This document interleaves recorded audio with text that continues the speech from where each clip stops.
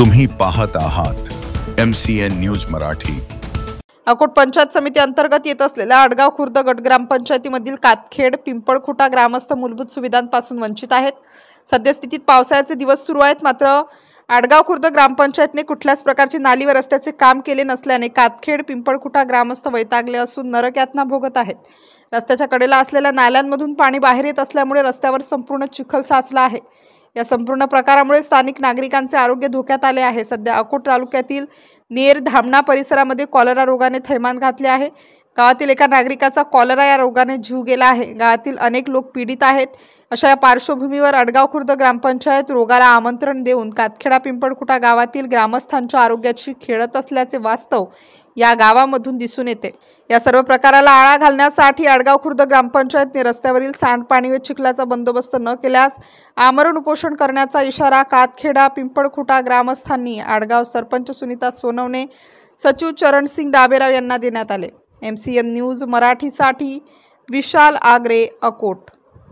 माझं नाव प्रदीप नारायण वानखडे, राहणार कातखेड पिंपळखुटा गट ग्रामपंचायत आडगाव खुर्द।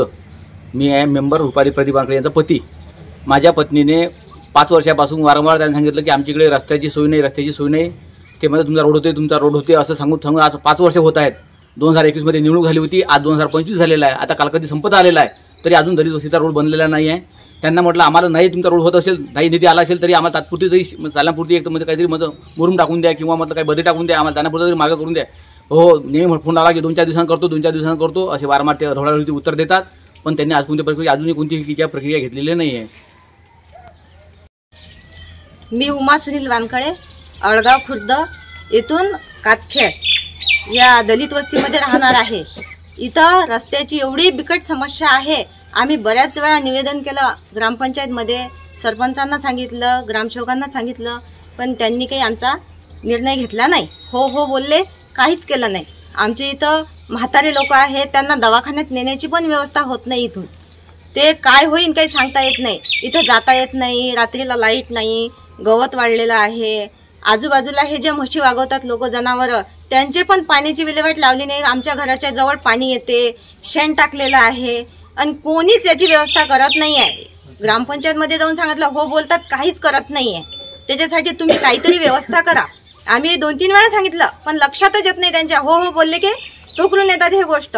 तुम्ही काय करायचं ते जरासं व्यवस्था करा। दलित वस्तीत असं कुठंच नाही आहे। पहिले त्यांची व्यवस्था करून घेतात ते, दलित वस्तीचं काहीच नाही करत। इथं नाल्या काढल्या, यांचं बिलं काढले यांनी, पण काहीच नाही केलं। नालीत पाणी नाही, काही नाही। आम्ही अजूनही त्या नालीचा वापर केला नाही, कारण नाल्या एवढे छोट्या बांधल्या, त्यात पाणी जात नाही, त्याच्यात माती येऊन पडली, काहीच करू शकत नाही आम्ही। रस्ता व्यवस्थित नाही, कोणी येऊन पा, खोटं असेल तर आमचं ऐकून घ्या, पाहून घ्या। आम्ही खोटं बोलत असून तर पूर्ण रस्त्यात आमच्या गाळ आहे, पाणी आहे, शेण आहे, खत आहे, लोकांचे ढोरं आहेत। जाणाऱ्यानं कुठून जावा, काही कमी जास्त झालं जीवाचं तर नेता येत नाही। याची जबाबदारी कोण घ्यावा? सर्वात अगोदर दलित वस्तीची सुधारणा पाहिजे, तर चांगल्या वस्तीची सुधारणा करून राहिले, दलित वस्तीला मागे ठेवून राहिले, हे काही बरोबर नाहीये। हे तुम्ही पाहून घ्या आता काय आहे तर सांगितलं सरपंच। हे आडगाव ग्रामपंचायत मधून आहे, हे कातखेड पिंपळखुटा।